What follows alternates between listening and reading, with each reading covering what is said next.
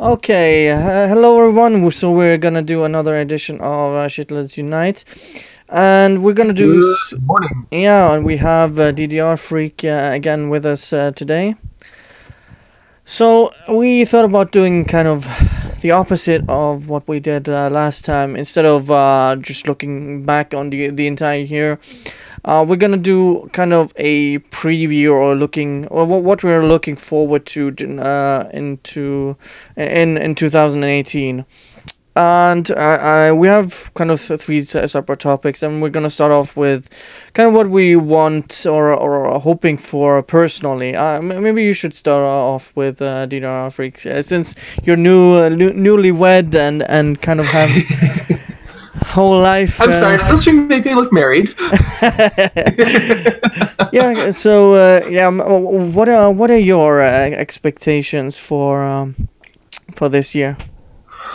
Honestly, I'm looking at a lot of like career and personal career growth. I want to really start to look into taking that next step in the rat race, for lack of better words.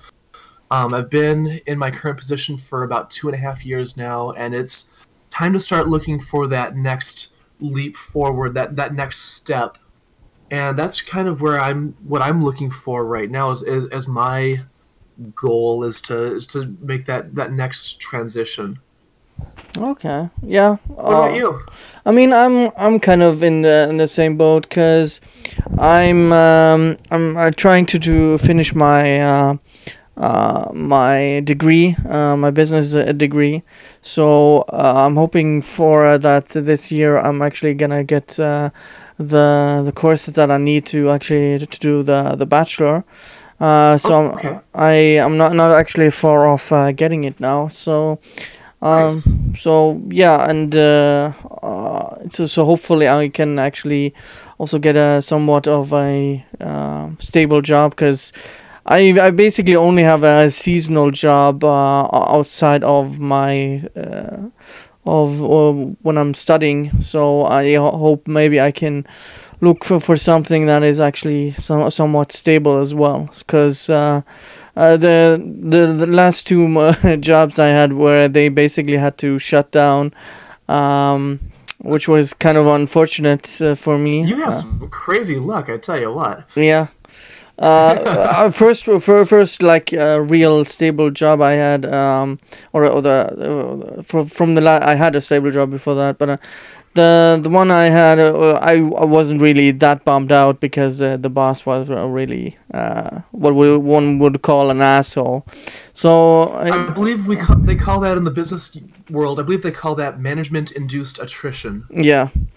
And seeing how I've done courses and afterwards, I can actually pinpoint all the mistakes he's done in management, because of the knowledge I have now. But I was kind of glad, because I got to another job. But the last one that I had was stable. They unfortunately just lost their contracting to their main business, and basically had to lay everyone off, Ooh, which was that sucks. then just really bad luck for everyone. Which they were kind of really sad to lay everyone off, because they wanted to continue grow their business. So um Question for you, because I'm not as familiar with the job market in Norway as is to be expected when I'm over on the other side of the pond.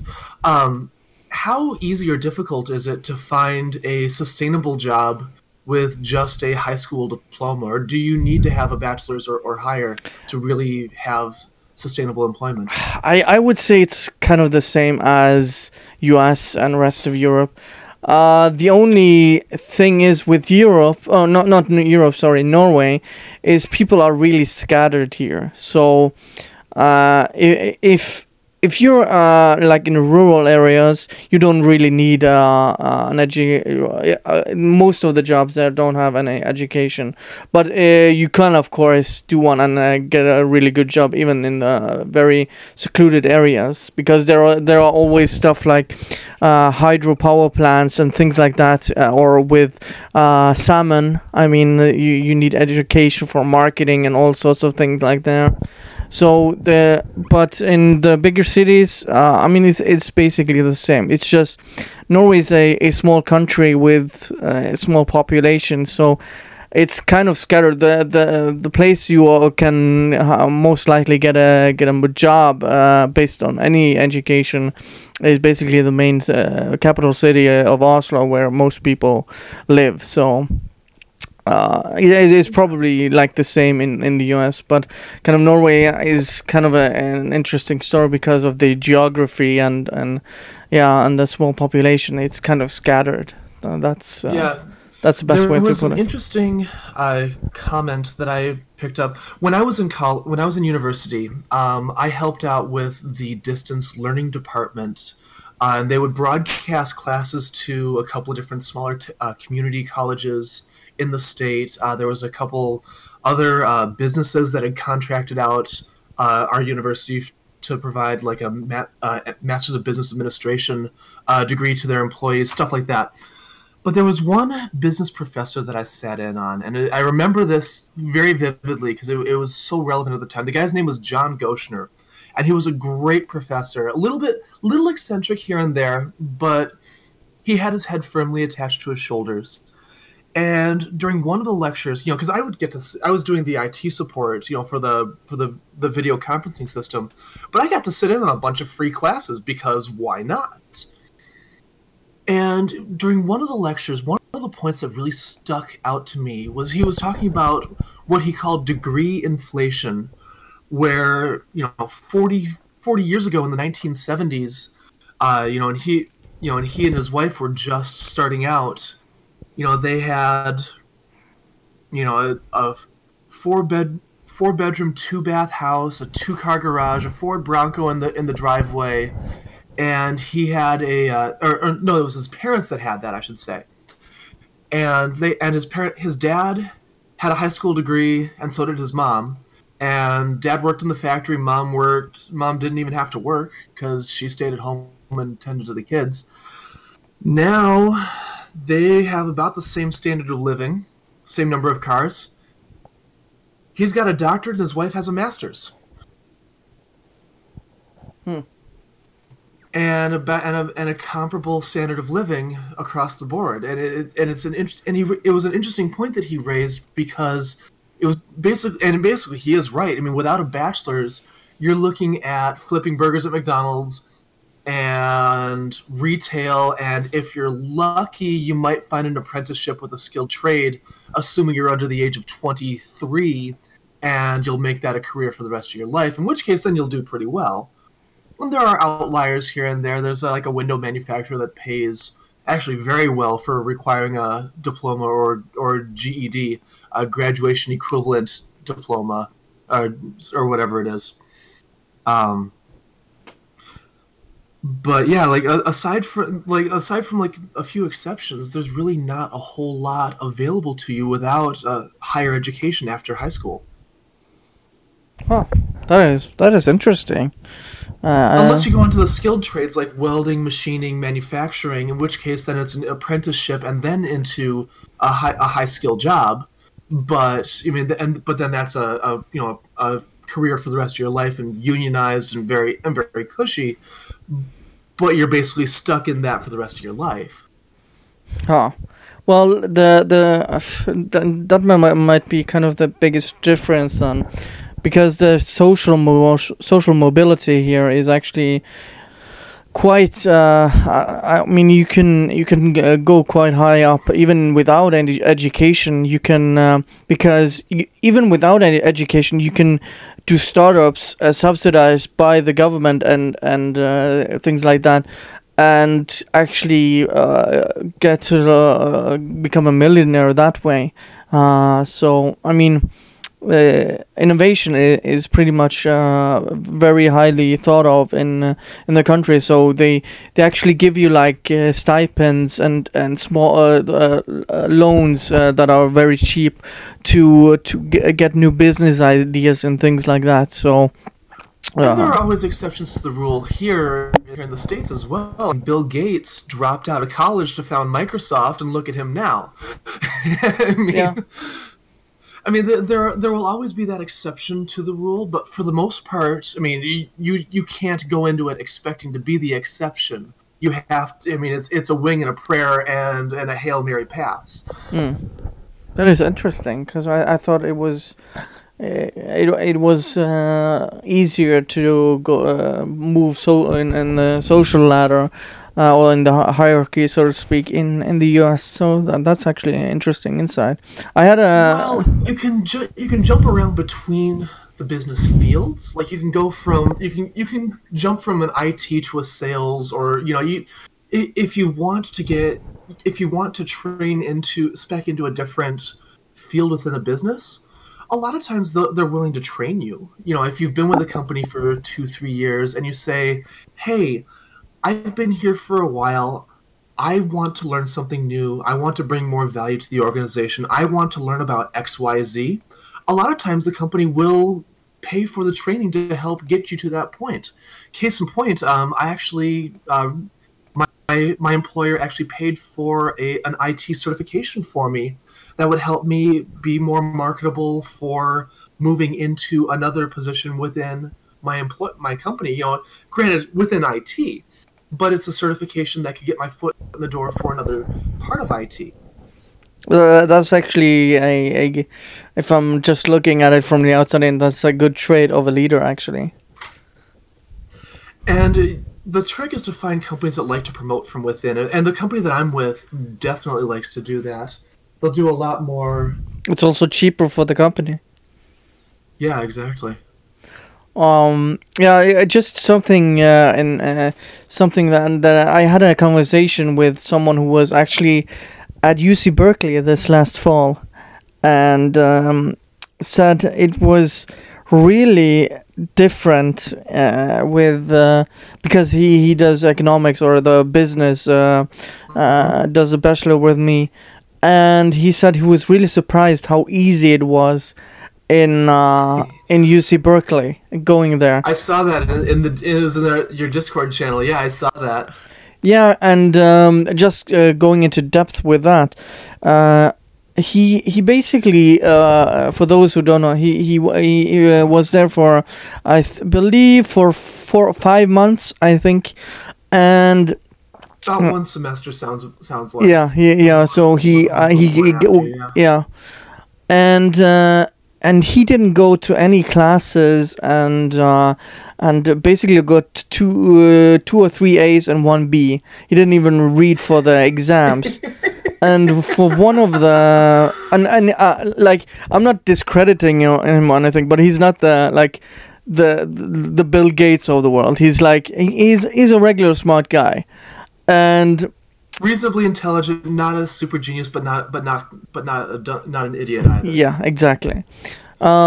So, and to be fair, I'm not gonna not to be. This is anecdotal, of course. This is just anecdotal. No, and the business degree, I mean, it's handy, but compared to the sciences are a much more homework intensive degree path compared to like business or communications. There's some project work and some effort that needs to be put in, but comparatively speaking, within the United States, a lot of people go into business because it's just a general knowledge degree that can take you pretty much anywhere. Yeah, well, here it's very specific and quite hard work, and he was really surprised compared to here.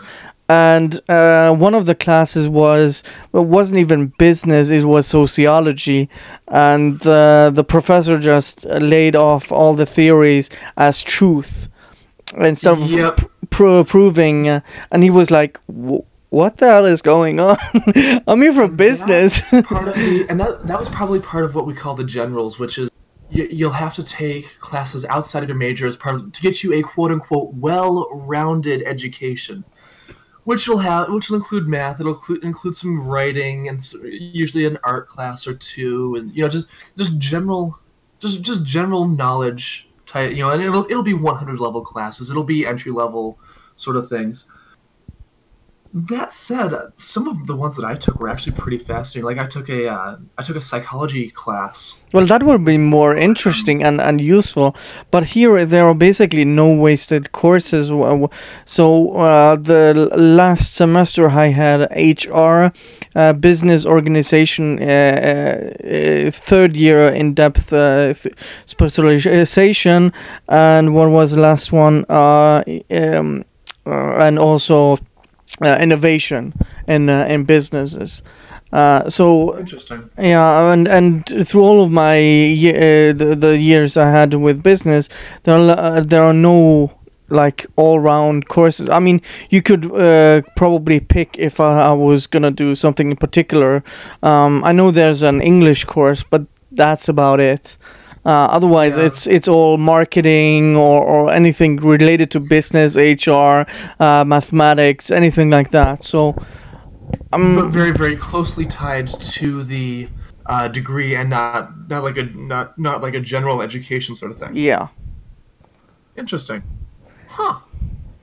So when we specialize, and in the third year, you usually specialize a field. Because in business, there are a lot of fields you can, or in economics as well, you can become an accountant, logistics manager. I mean, there are different routes you can go. So, or administration, HR, yeah, all those sorts of things. So,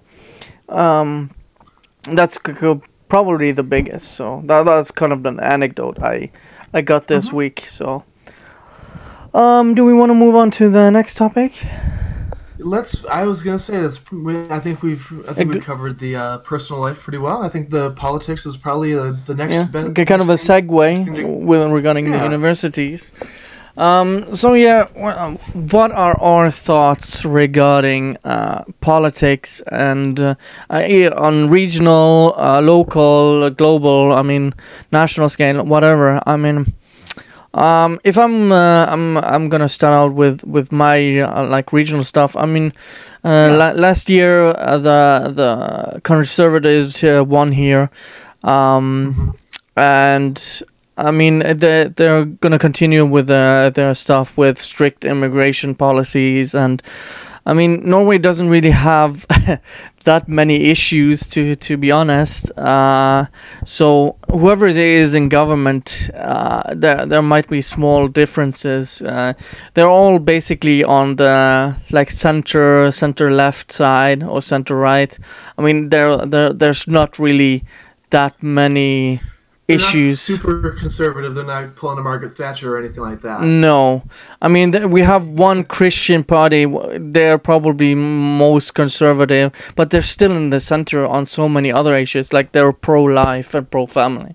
I mean, that's about it. So I mean, so when there are like new governments forming, there are usually like 3 or 4 parties going together and form a coalition. Yeah, so they can't really be that far off each other if they're gonna be successful as a government. Because right now, or if they're gonna or if they're gonna join in with a party that holds more, or if they hold more extreme views compared to the parties they ally with, they have to bury the hatchet a little bit and be willing to make some compromises with the intent of the other parties getting. Compromising some of what they want so that they win. Yeah, exactly. So right now, which was interesting, the Conservatives actually got together with the left, which they consider themselves classical liberal. So that's actually pretty interesting. Yeah. And if it had under the Christians, they basically said no, they don't want to. I didn't want to. So I mean, there are mixtures in those. I think it was like a few days ago where they confirmed the government and all sorts of things. But like looking from Norway and all the issues in Europe, I mean, we have it pretty good compared all the. I mean, England and France, Germany are all, and even Sweden, our neighbor. How Jesus Christ? How can I forget about that? I've heard about some of the. I've heard some things. Sweden, what I expect of Sweden, they're just gonna get worse. There was a shooter. No, there was actually a grenade tossed into someone somewhere, and one got killed yesterday or 2 days ago. So I mean, there are riots and all sorts. There are like 50 no-go zones. And it's just gonna get worse, and there are even like municipalities that are bankrupt because of the amount of refugees they have to support. So. Yeah. I think now maybe this is me being completely ignorant, but I don't see immigration as a concept as a bad thing. No, it's not. The problem arises when you have people who come in and expect to be catered to and not want to learn the local customs. Yeah. One of the things that I've always made a point, whenever I've been in a foreign country, be it, because I've been to China, I've been to Japan, I've done a little bit of global travel. I try and learn to blend in with the nation. Which, let's be honest, when I'm in Japan, I'm 197 centimeters, 6'5", pasty white and ginger. I stick out like a sore thumb. But at the same time, I try and behave the way the locals would behave. I try and follow the local customs. I try and learn what is right, what is not, and learn a little bit of the language in the process. And especially, the 2 times I've been to Japan, the locals love that. They know my grammar is terrible. They know I'm probably saying it wrong. But I'm at least trying to learn. Yeah. And they like that. They appreciate that. And I think if we were to see, and to that point, we had, I worked at a local community college for 3.5 years, and I got to know one of the students. She was studying fashion design. Her father was a senator in Ghana before the coup in 1990, I want to say 95, I think she said. But her entire family was marked for assassination. Just complete eradication. And so her family sought refugee status both here in the States and in the UK. And, and the first thing she had to learn was she had to learn English. I mean, she was like 5, 6, 7 years old at the time. She had to learn English. Because she's going to be living in the States, she's going to learn English. And, and granted, she didn't exactly have the easiest time, living on her own. The pipes burst in her apartment. She was living out of her car for a couple of weeks, but she made it a point to be a part of the society that she had merged into. And I would appreciate, and I would welcome people like her who are going to school to become better, to learn a new skill, and to be a contributing member of society. Yeah, the kind of problem in my wording is wrong because I deal with a lot of tourists, so that's why. Because they always ask. Even I've had the American tourists and German. I mean, they always ask how the immigration is here. So that's why when I say that, when I mean by immigration, a lot of Europeans like Polish come here and work through the summer. With a lot of Swedes. I mean, that way is not an issue when I mean immigration from countries that have different cultures and things like that. So like the Middle East crisis where they had a lot of people coming in. So that's what Sweden had an issue with. There were a lot of people that had to leave because if they didn't, they would die. They would be killed. Yeah. And to that point, I don't think there is something to be said about opening up to help people in need. Charity is a good thing. However, if you're going to be welcoming somebody into your country, there should be an expectation of, hey, if you want to stay here, that you are welcome. You are welcome here, but we need you to you're going to need to plan to become one of us. Yeah. I think that's a reasonable expectation, and I'm not. And not everyone that came to Sweden is like that. Not everyone in Germany right. or France. act like that, but there is a portion of those who came in who don't want to integrate, and I see that as a huge And those are the problem. ones that need to be dealt with. Yeah, and Without targeting anybody who is contributing, who is doing it right. Those are the people that should be supported, that should be getting assistance with education, finding a job, and being able to and becoming a contributing member. yeah, exactly.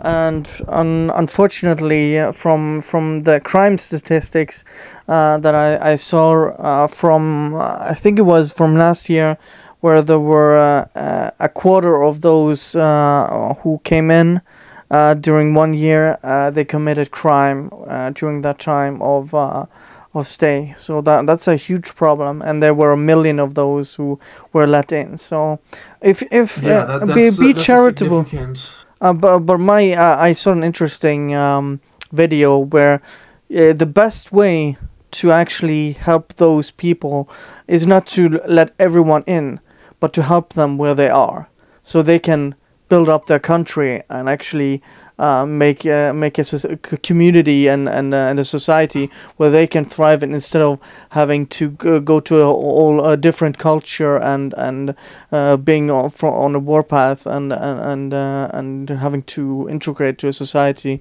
where they You will have. get no argument out of me on that one. Yeah, and there was this economics professor who actually died last year, who made a actually very good case, because you can only take in that many people to before it I know the becomes. video you're talking Yeah, about. with the beads or whatever he has Yeah, he show, used like M&M's candies. I think it was little yeah, chocolate candies. I think. and he showed how many the West could take in, and compared, like, there are 7 billion people, and you can maybe take in a few 100,000, maybe a million each year to Europe and the US, and well, there would still not be the problem would not be solved. So I think these problems, at least for Europe, US is kind of too far away with this problem, is to The have U.S. more. Has its own set of immigration problems, but Yeah. we'll talk about that a little bit. Yeah, but the way to fix that, at least in Europe, I think, is to have more solidarity and try to help those people not to just be displaced from their region where they feel comfortable with, and with their own sets of beliefs and culture and things like that, but to help them Right. and build them up, instead of moving them away from where they actually belong. That's actually my philosophy. But we can all go into a segue into your thing with Yeah. what do you see for U.S. politics right now?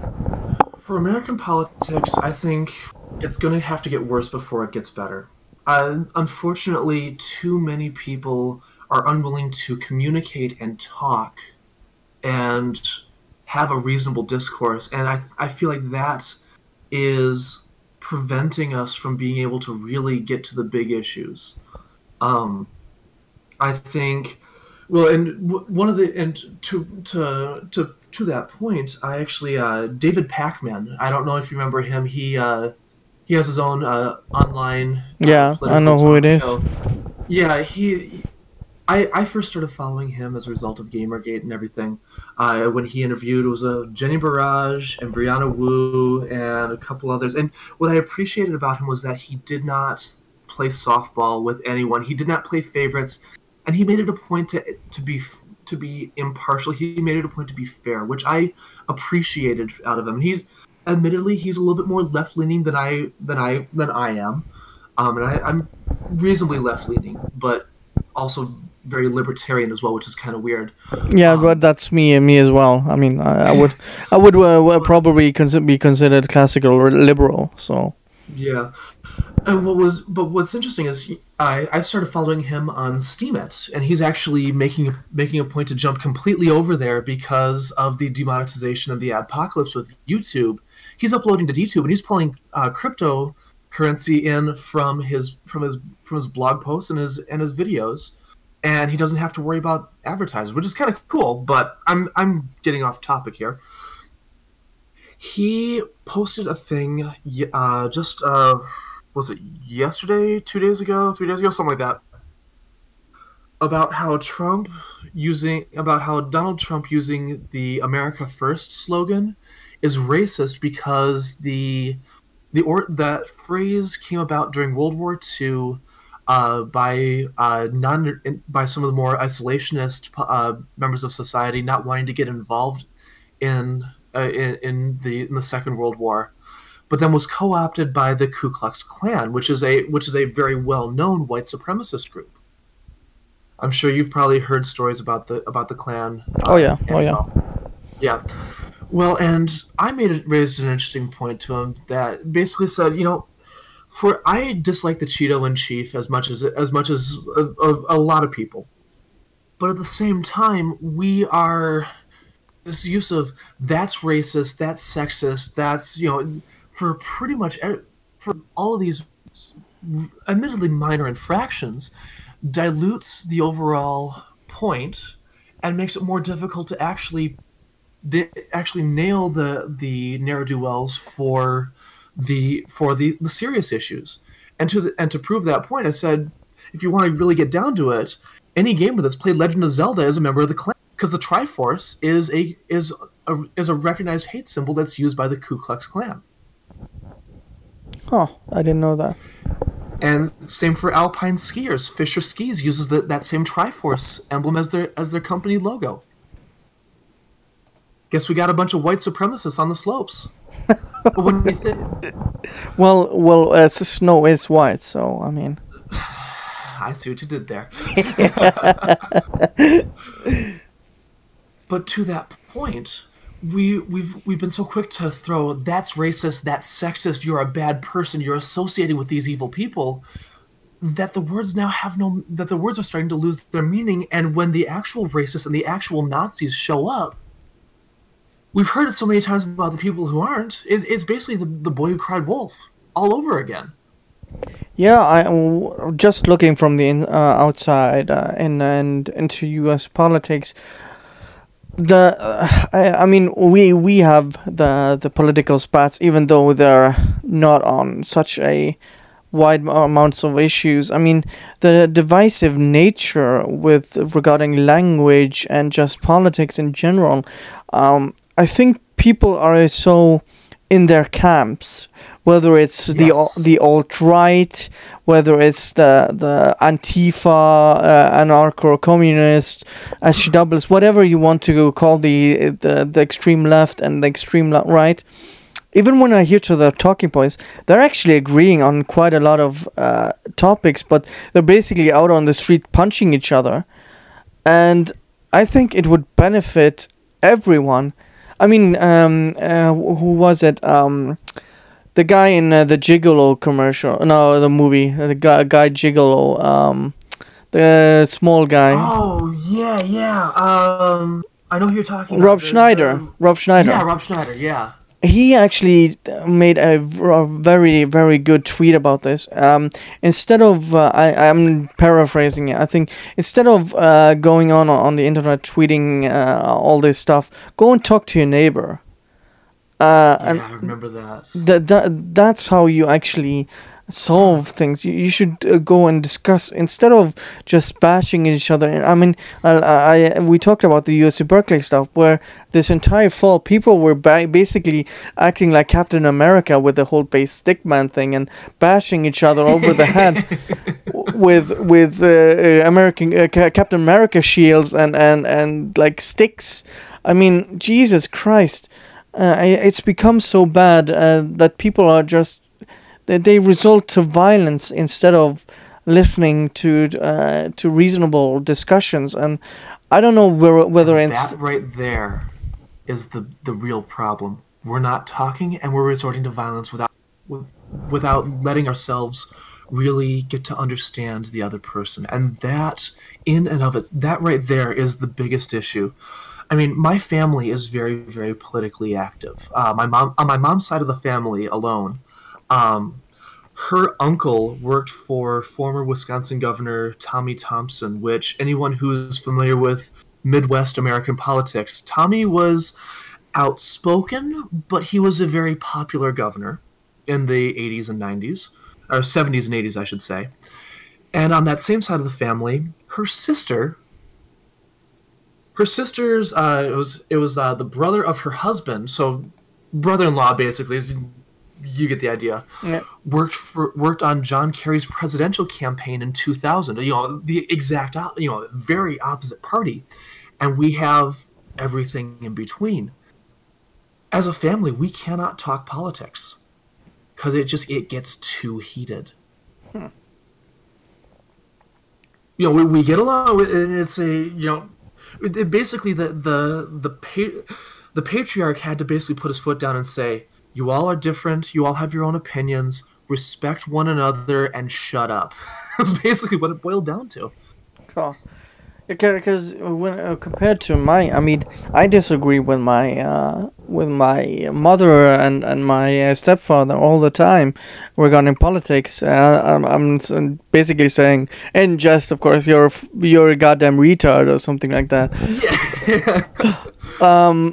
When it comes to something, but. Even with my brother, sometimes mostly we're on the same page when it comes to politics, but sometimes we also disagree. But it's not like we basically push it under the rug or anything like that, which is something I never really quite understood, especially regarding like the whole Thanksgiving dinner and Christmas, where I always see this type of stuff. Where you shouldn't talk politics when coming together with Thanksgiving, because that's kind of strange to me. That's the one place you actually should exchange ideas and maybe try to change the other's opinion, or maybe get your opinion changed. It's kind of strange just seeing this from the outside in, because everyone is so afraid. When doing the Thanksgiving dinner with family members, they really don't see eye to eye with political. It's just, it's changed for me. It's because Americans are stupid and will grab the steak knife and drive it through, and grab the carving knife and start something. Yeah. True story. It's happened before. Yeah, it's just strange for me as maybe because it's the country I live in, or how I grew up. It's just, when it comes to also we can kind of transition to the global politics. U.S. is kind of the biggest deal when it comes to global things, but we have also the EU, and we have China. What do you see like globally happening in 2018? In 2018, I anticipate we're going to see one of two things in Europe with regard to we're either going to see another split, similar to the Brexit, but with certain member nations of the EU splitting off and doing their own and forming their own coalition, or we're going to see some changes with the EU expanding out a little bit more. I honestly think we might actually start to see some of the North African nations, especially along the northern coast, Tunisia, Algeria, and Morocco, potentially looking at joining, just because they're so close, and especially with especially Morocco joining because of a desire to build themselves out a little bit more. I could see that. I could honestly see that happening in this year. Huh. I haven't really thought about that. But that would mean if they were gonna join EU, that would mean free migration, which is part of their deal. Correct. And it would also mean better trade deals for Tunisia and Morocco and Algeria as well. And Morocco is actually fairly stable compared to its neighbors. They actually received a fair amount of assistance from the United States in, I want to say like 1870 or 1890, something like that, when they became an independent state, they received assistance from the United States. So they're actually very friendly with the United States. And they haven't had the same level of abject poverty and radicalization that we've seen in some of their neighboring nations. There also haven't been the civil wars that the other nations have had. I mean, Liberia, what has been in turmoil for over a decade, if not two now. Yeah, they actually elected a football, aka soccer player, as president now, which is kind of interesting. And the former president actually stepped down. Yeah, but I think that's actually pretty surprising because that's been a kind of a common thing, especially on the Western Coast and into a lot of the sub-Saharan nations. We've seen a lot of civil wars. Ivory Coast, Burkina Faso had a little spat not too long ago, but they seem to have kind of calmed down a bit. But I mean, like, you have Rwanda, Congo, Somalia, Uganda. I mean, you have all. We had a work study when I was at the community college who was from DRC, the Democratic Republic of Congo, formerly Zaire, and we actually had a hard time hiring her because we couldn't get the proper documentation from the DRC. We had requested it and they wouldn't give it to us, so we couldn't hire her without her documentation from home. Oh, jeez. Yeah, I mean, to Trump's comment about shithole countries, there are countries that are probably deserving of the name because of government corruption, issues with infrastructure and stuff. I'd put DRC as one of those nations, and not in a malicious sense, but they need to get their act together. Yeah. But what I found interesting with that comment is CNN and all the legacy media, as I call them now. They repeated that comment all day on the air. It's just I actually shared a meme on Minds where you have Trump and Putin on each in their chairs, and Trump like, I bet you I can make the mainstream media say shithole during an entire day, and he says, okay, done, okay, give me my $5.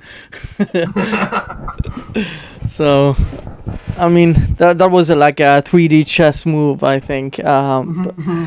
To show how ridiculous it is, because it was never actually confirmed as far as I know. But yeah, I mean, when it comes to, I think, I mean, you look at Iran, you might even have a new civil war brewing there regarding the whole oppression thing. That might be something big that happens this year.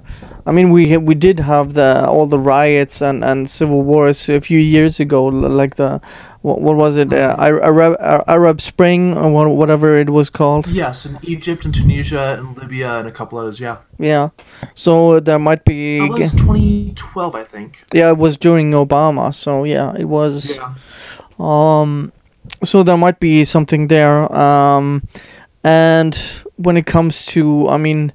I also see maybe South Korea and North Korea, seeing how they are trying to become closer now with regards to the Olympics coming up. I saw that. Huge. Where they have an ice hockey team of both nations, and they have a union flag where they're gonna march in together. I think that's huge. That's a big step. If they can get if they can calm down with all this nonsense with the nuclear weapons shooting over Japan all the time, I mean, that would be a really good step, because anything that results into people dying is not a good or the best outcome. Really not ideal. Yeah. Yeah. So it has to be hazardous to your health. Yeah. So and in general, because South Korea is also a very I mean, very capitalistic society, and it would also result in other countries having to suffer, even if they're not directly impacted. So, I mean, it would be just disastrous in general, even for those who are not involved.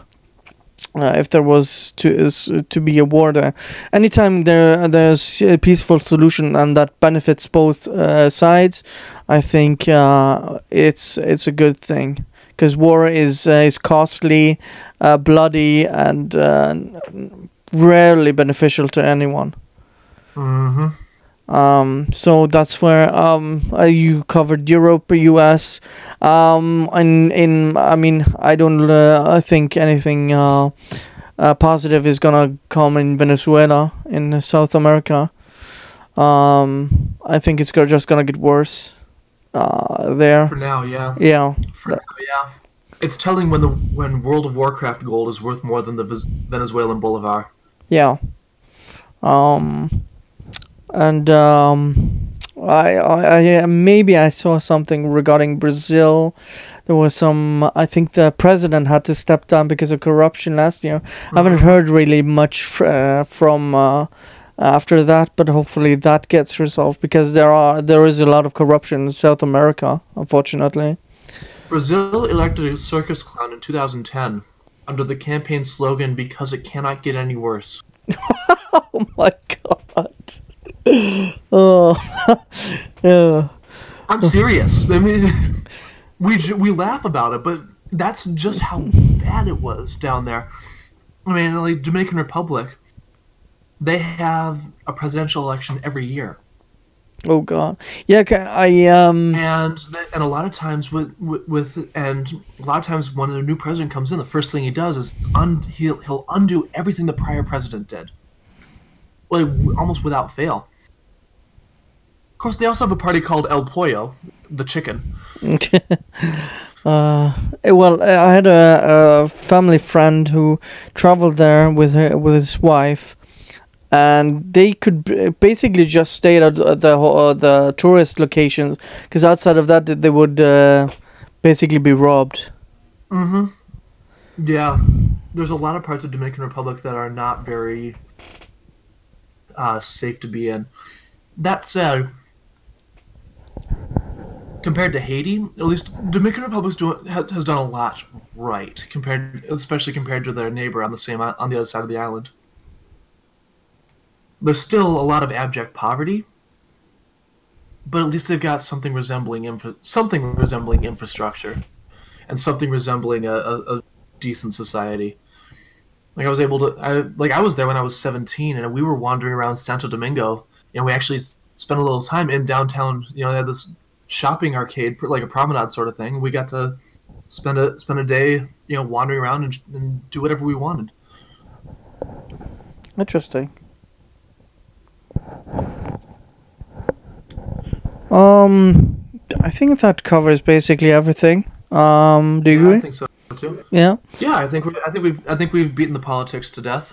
Yeah, we are on the 47-minute mark. So yeah, I think that's pretty much it. So let's go on a little bit on a lighter tone. Let's go on the entertainment side of things.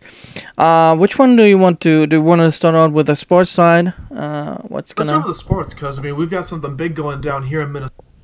2 weeks. A little thing called the Super Bowl. Only going to have about a couple $1 billion worth of money flowing into the state. Yeah, that's a good point. You got people coming from all over the country. Businesses are spending upwards of $600,000 for a 30-second commercial spot because it is the most watched program. Yeah, the entire heard about year. That.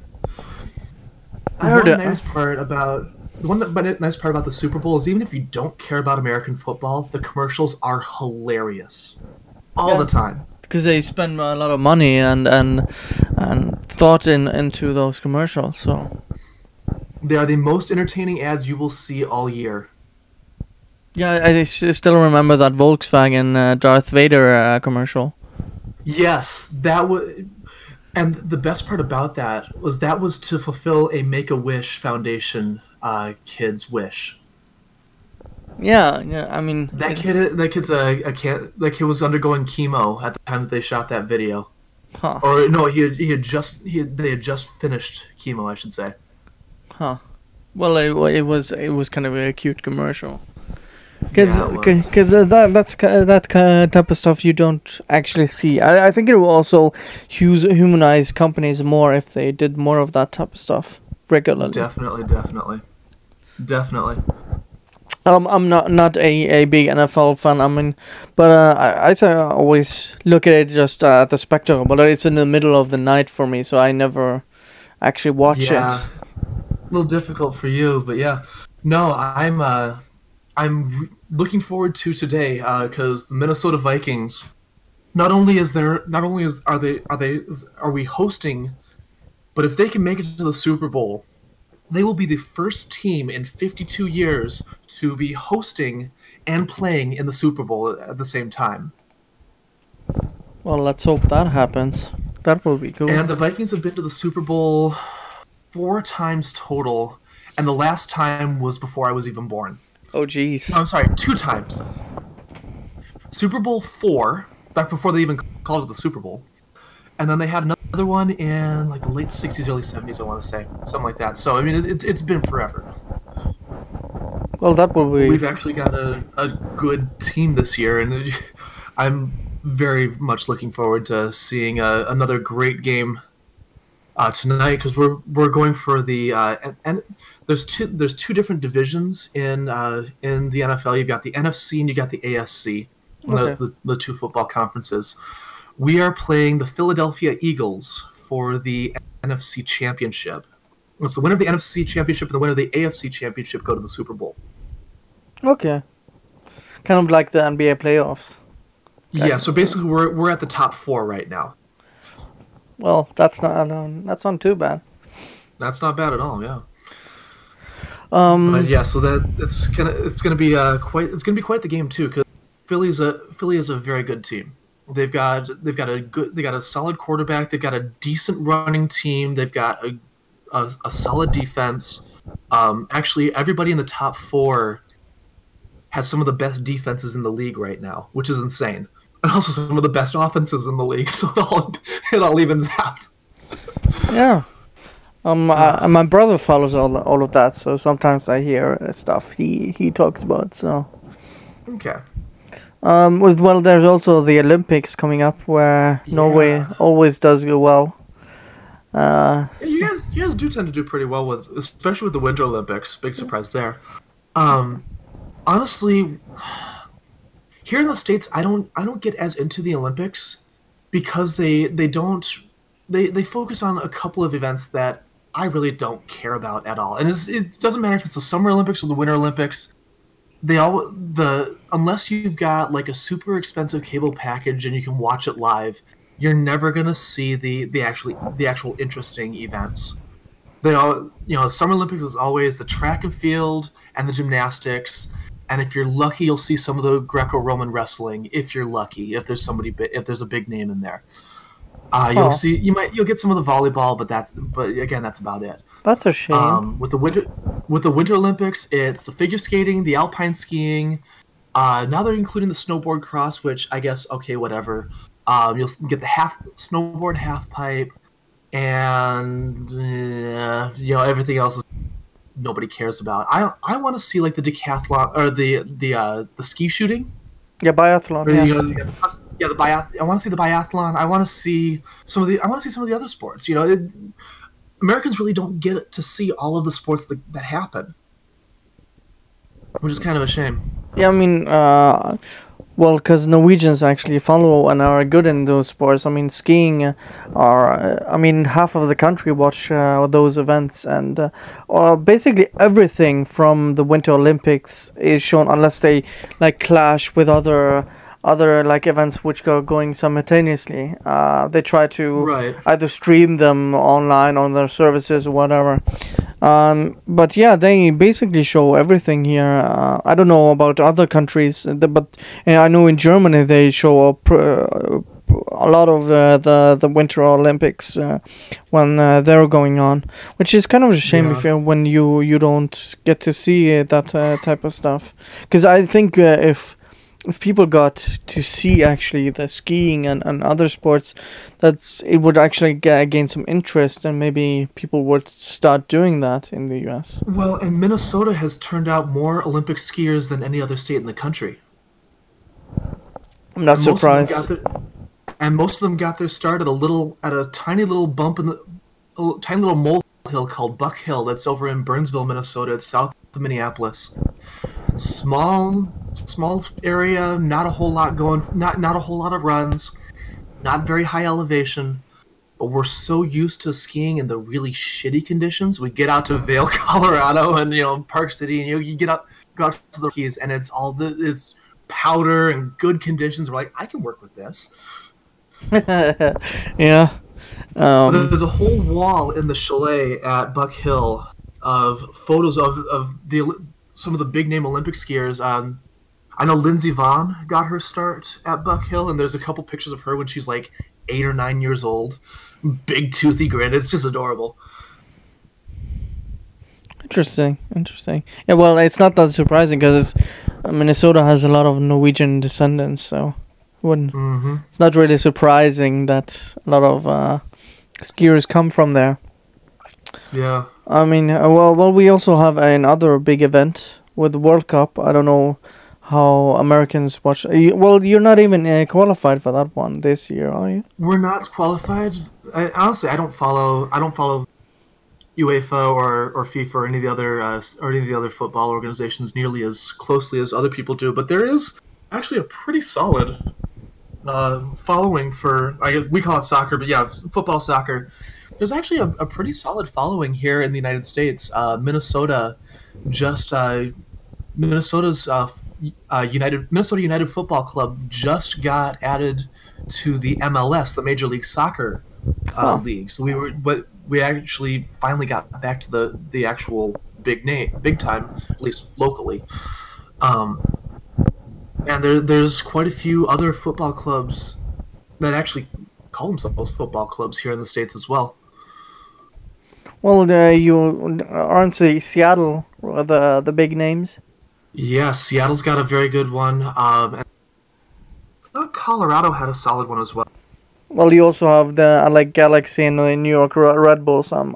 Yes, that's right. I forgot about them too. I know, because Beckham joined LA Galaxy, and the big guy of my team, which I'm rooting for in England, Thierry Henry, joined New York Red Bull. So that's why I know them. Interesting. Okay. Well, that's always a spectacle, because I like half the planet watches the World Cup final. So yeah, I mean it is the biggest sport in the world. Yeah, and my birthplace where I grew up, Germany, won last time. I was so ecstatic because I was basically the World Cup in South Africa. It was South Africa, I think, 2012. Yeah, that's correct. It was kind of sad that Spain beat the Netherlands. Yeah, I wanted the finals to be Dutchland versus Deutschland. Yeah, I was kind of pissed when they won in the semifinals, but I mean, that's not. I wanted Dutchland versus Deutschland. Let's be honest. Yeah, but I was like, you always see the video on YouTube of someone standing on the couch shouting. That was basically me in the final when they finally won. I basically had no voice, because when it comes to national team, I get really enthusiastic, especially for the World Cup for Germany. Gee, I wonder why. Yeah, so that's gonna be a big event. Now we can go more to the entertainment part. What are you looking forward to when it comes to movies? Movies, I'll be honest, I don't really get into movies nearly as much as other people do. Like I feel like with everything that's been going on in Hollywood lately, I think we're going to start to see some big shakeups, and a lot of bigger names are going to be leaving. I mean, Harvey Weinstein was just the first of the bad players, and I think that's going to have a very significant impact on Hollywood overall. I mean, the ticket sales are down the last 2 years, I believe. Yeah. Because I think people are just not that interested. I have some of the movies out here in front of me. I mean, we have bigger movies like Avengers of Infinity War, Jurassic Park, or Jurassic World. Yeah, the sequel, yeah. You have Solo, a Star Wars story, which I think is gonna bomb. The Incredibles, Ready Player One, I have no Deadpool. interest in Ready Player One, but I'll probably check out The Incredibles too. Yeah, I probably will. Deadpool 2. I'm looking forward to that. I am looking forward to that. Yeah, Deadpool is one of the few exceptions of one of those movies that I really enjoyed and would probably go see the sequel. yeah. I think it's because Ryan Reynolds knows how to make a Deadpool movie Yeah, he and knows knows what how he's to doing. play the character. Yeah. You also have Black Panther and Ant-Man. Aquaman is coming.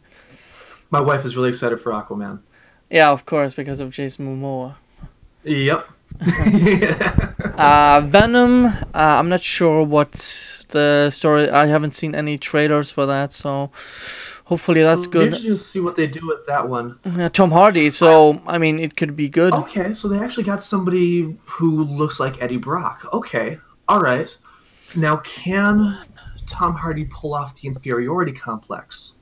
Yeah, I mean, it's said to have at least Spider-Man is gonna have some sort of presence, but like he's not gonna be like the main thing in that movie. So it's gonna be and mostly.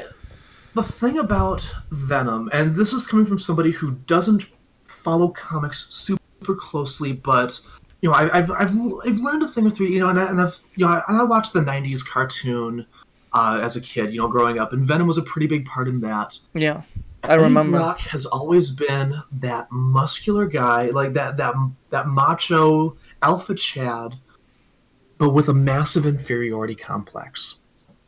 And he was so insecure that he turned to the symbiotes to give him the strength, quote unquote, that he needed to feel good about himself, and that's why the symbiotes chose him. And without that inferiority complex, it doesn't make sense for the symbiotes to even join with him in the first place. I mean, don't get me wrong, with Spider-Man 3, I love Topher Grace as an actor. I think he's a fantastic actor. I loved him in that 70s show. There was that other movie where he was a young businessman. I can't remember what it's called, To Save My Life. He did a great job in that, but Topher Grace is not. Take Me Home Tonight. Take Me Home. I don't remember. But Topher Grace is not Eddie Brock. Yeah. Honestly, I would have rather seen Vin Diesel in that role. I think what the problem was, I would have accepted Topher as Venom had he been the main villain, but they had such a convoluted story where they had Sandman and Electro, I think, Goblin. was also in? No, that's Spider-Man 2. That's from the reboot. Oh, that's right. Well, they had Sandman, the Green Goblin, and Venom, and that's just right. that just became so convoluted. Yeah. I mean, we also have Tomb Raider coming up, Which should be interesting. I saw the trailer for that, and it'll be interesting to see how they play that. Because if it's like the 2013 Tomb Raider game that reboots, I'd be okay with that. Because that game actually did a good job of portraying Lara as an interesting person. Yeah, it looks like the empowered reboot. person. It looks like the reboot from 2013. I'd be okay with that. I'd check it out. I mean, there are of course differences, but the jumping from the ship, and things like that. I mean, that looks pretty much like the falling down into the water and grabbing the airplane, and that just looks like the 2013 reboot. Good. I'm okay with this. Yeah, we also have X-Men: Dark Phoenix, the sequel of Ralph, Wreck-It Ralph. Predator. Oh, they're doing a sequel for that? Oh, wow. Yeah. Cool. Incredibles 2, The Predator, and something interesting about the next Mission Impossible, they actually filmed here in Norway. Interesting. the biggest, probably the biggest tourist location here in Norway. They had to shut down in November. Nobody got up there for like a week, which is kind of unprecedented. But yeah, they filmed there. So Crazy. yeah, those are pretty much the big movies coming out. I mean, it looks like a decent year, but every single one of those movies could be terrible. Because And not only that, but we're missing out on like the smart drama. There's a couple that might earn a couple of awards for, actors, makeup, music, what have you. But where's the Dunkirk? yeah, Where's the Selma? Where is the Citizen Kane? Where is that movie that everybody floors everyone? I mean, we really don't have anything in that lineup that's been announced that's really going to be that shining example of brilliant cinematography and storytelling. yeah. I mean, they have a sequel to Mary Poppins. It's just so lazy to me. We have lost. I feel like we've lost out. Yeah. You know. It just feels like there's not any originality with regards to these movies. Sometimes when I just search for a movie, I like to see something really unknown and just to see just something different. A lot of the indie studios, the smaller deals. Yeah, I saw a TV movie with the guy from Breaking Bad. What's his? Bryan Cranston. Yeah, where he played President Johnson, and that was a really interesting movie because I didn't know anything about that president, even though it may not be 100% accurate because it's not a documentary. But like I didn't know he basically swore an oath on an airplane because Kennedy got shot and all the issues with the civil rights movement and how he had to talk to MLK regarding the civil rights in 1963. So really interesting because that's what actually captivates me. And from what we read up, I mean, you have Deadpool 2, which might be a really silly action flick, but I don't really see like this provocative deep movie coming up, which is really a shame. Yeah. So, like I said, where's the Dunkirk? Where's the Citizen Kane? Where's the Saving Private Ryan? Where's the Titanic? Where is that movie that's going to floor everybody and craft a brilliant narrative?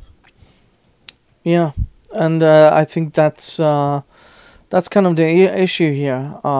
With regards to movies. So, yeah, I don't think there's going to be that much of a year. Hopefully there will be some big surprises coming out of nowhere. That will be interesting. I hope so. With regards to gaming, what do you look forward to this year? I look forward to seeing EA get bitch slapped over the loot boxes. It's going to carry over this year, and we're going to see they'll probably try to sneak something into Anthem. Oh yeah, get completely wrecked for it. Excuse me. I also anticipate we'll likely start to see more games coming out of smaller studios.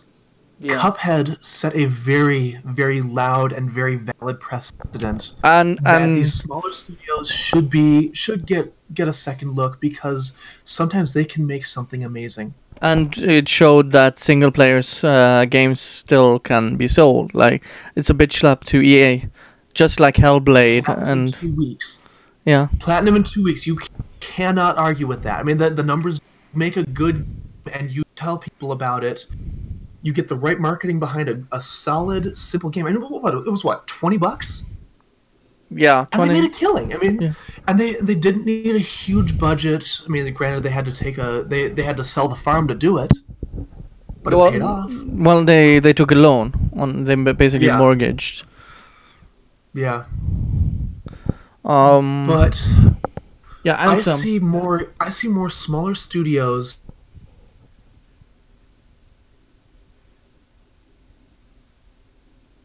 find the next big thing. The big studios are going to still try and peddle the big blockbuster titles, but I think we're going to start seeing less people. We will people going after the big names. There will always be adopters, obviously, but I think we'll be seeing less of that. I also think we'll start to see more esports attention, especially with the Overwatch League this week. And we've got Frosty Faustings coming up for fighting games, Combo Breaker in May, CEO in August. I mean, and Evo in July. I mean, we're gonna be seeing a lot more coverage of these big esports and ESL for CS:GO. I think we'll start to see more of that in the mainstream in the near future. Yeah, the game I'm probably looking forward to the most is Spider-Man Homecoming, actually. Oh, the new Spider-Man game, the one they had at E3. That's right. Yeah, I really enjoyed the way that looked. I also I'm not like gonna be really excited for it, but I'm interested to see how they tackle God of War, if it's gonna be reviewed well and people like it, because they're kind of as Sony, I think, is actually benefiting from taking risks regarding games, where they are supporting people like, I mean, it's not like the biggest risk, but they're supporting Kojima with his weird ass game. They're doing the they're doing the Spider-Man. So doing the kind of a reboot of God of War. I mean, they're doing single player games, and the Last of Us 2 is not probably gonna be this year, but it's I think it's interesting to see when everyone's saying, don't put out single player games, even though EA is basically the worst company. I hope they're gonna get voted as the worst company. But A Way Out, that's actually something interesting. I have a few games here in front of me. Looking, Biomutant, that's basically an indie game. And where you basically are like a mutated raccoon or something like that, going around shooting stuff. Code Vein. I mean, there are so many games, because last year was really incredible regarding games, and I hope this continues this year. With we have Far Cry 5 coming up. What else? Kingdom Hearts 3 is coming this year. They've been saying it's coming out since 2007. I'll believe it when I see it. Mega Man 11 is gonna come out. I'm actually really surprised that Capcom is going back and producing more Mega Man. I mean, I'm not mad, but I'm actually quite surprised that they're going back to that 8-bit aesthetic, and more power to them. I mean, Mighty Number 9 failed, like, hard. Horribly. Yeah. Horribly, which is terrible to say, because it's like.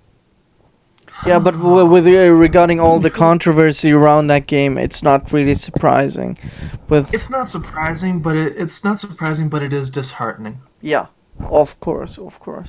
You never want a game to fail, because you're just there is a little bit of douchebag. Schadenfreude with the whole Cloud Imperium Games getting bitch slapped by Crytek.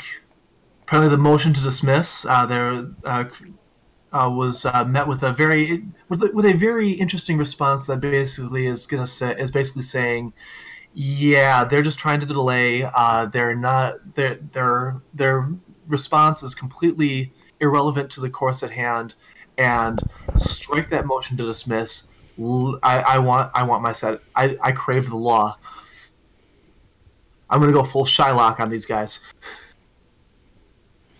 Yeah. And I'm the big one, probably the biggest one, Red Dead Redemption 2. Yeah, it'll be interesting to see how that plays out. I mean, because they can't include James Marsden, so it's going to have to be a new character. Oh, it's they said it's set like 100 years after or something like that. Oh, interesting. Okay. It's basically in the I think it was the 19th century, something like that, like the Wild Wild West, basically. That's interesting because the first Red Dead Redemption was set in the 1890s when the Wild West was being up.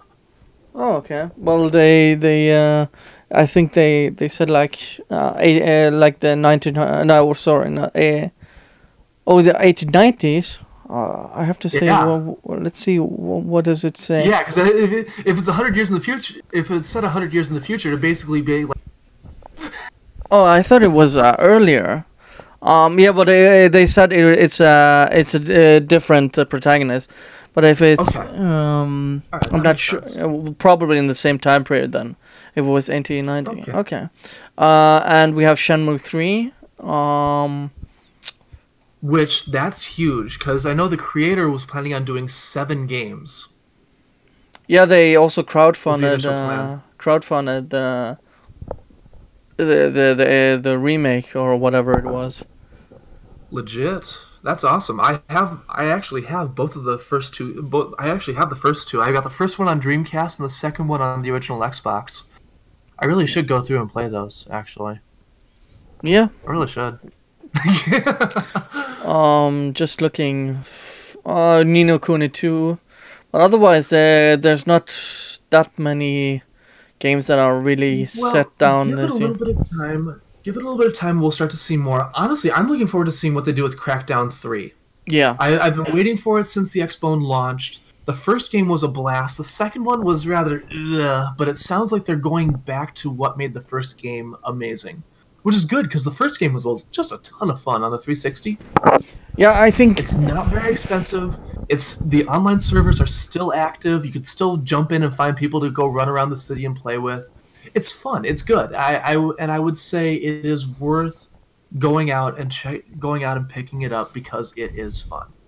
well, when I see when people or when companies fail with their sequels, I think you should know what you have. If you're gonna do a serious game, do a serious game. But if you're gonna just have a fun kind of just do whatever you want, silly things like Crackdown, yeah, do the just know what you have. I think that's Yeah. kind of my. Kind of like with The Conduit on the Wii. I'm not familiar with that. It's a first-person shooter on the Wii. Both of the games are super cheap now. If you still have your Wii, go pick it up. Actually, a halfway decent game. The first one was billed as a serious game. Kind of got that conspiracy theory, alien cabal pulling the strings in Washington D.C. A lot of references to popular conspiracy theories and stuff like that. It's actually a halfway decent game. The entire user interface is completely customizable, which is kind of cool. But then you get to the second game, and it's a complete 180. It's just not serious, really silly, guys making cheesy one-liners and stuff like that. And can I spoil the ending? The spoiler alert. Spoiler alert over here. Mute your ears, cover your ears for a second. When you beat the game, there's this giant portal that opens up, and Abraham Lincoln and George Washington step out. Protagonist looks at him and goes, "It can't be. We're here to help." And then it cuts to the title logo, The Conduit 2. It's like, what the hell?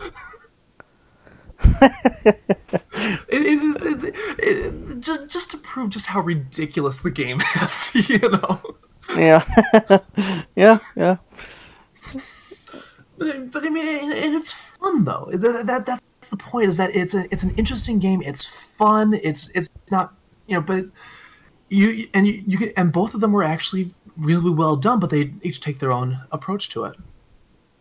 And that's more of a learning from the first one and then moving to the second. And you could kind of say the same thing of Two Worlds as well.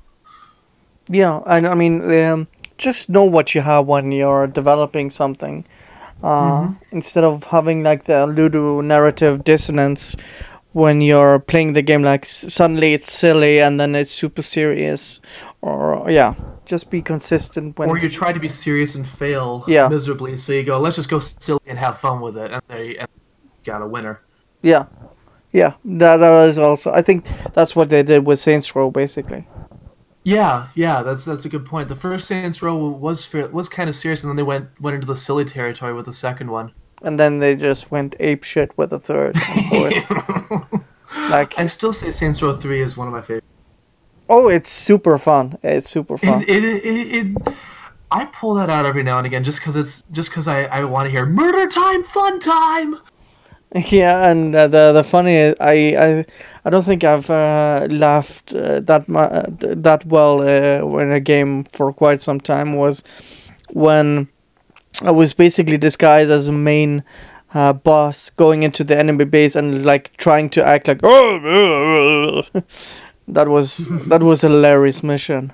Just when you're disguised as the main villain and trying to infiltrate the base. Oh, right, yes. And you're basically trying to act like a douchebag. Yeah, it was. I remember that. I just laughed so hard when I did that. Yeah, those are games that know what they have and basically executed very well. I'm cautiously optimistic about Respawn, the guys behind Titanfall. Yeah, well, they just joined up with EA, and so now they're under the EA umbrella. Which I'm sitting there going, "Oh no, what are you doing?" But they published under EA for their last 2 games, and they were allowed the autonomy to do whatever they want. I'm wishing and hoping that EA has the intelligence to let them do what they want and continue to make them money. well, I'm not gonna hold my breath.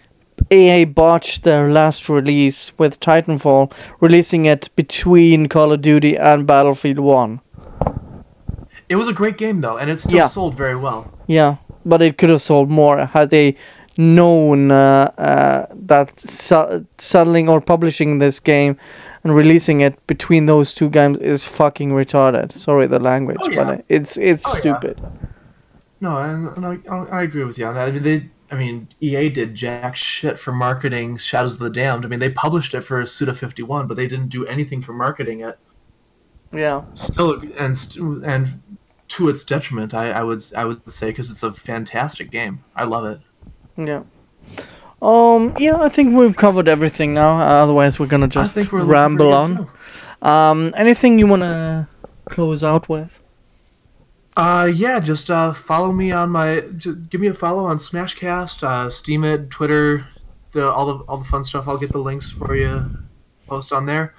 Gonna be going back and doing some more Creative Tuesday this week, and then Co-op Thursday. Gonna try again. My hard drive died on Thursday on my laptop, so I couldn't stream on Thursday. So I'm back up and running. I'm back in the saddle, so I should be able to do Co-op Thursday this week. All right. And yeah, for me, pretty much. Hopefully, I can stay on the 900 sub mark in the future. Just got over 900 subs on YouTube, and just over 300 subs on mine. So.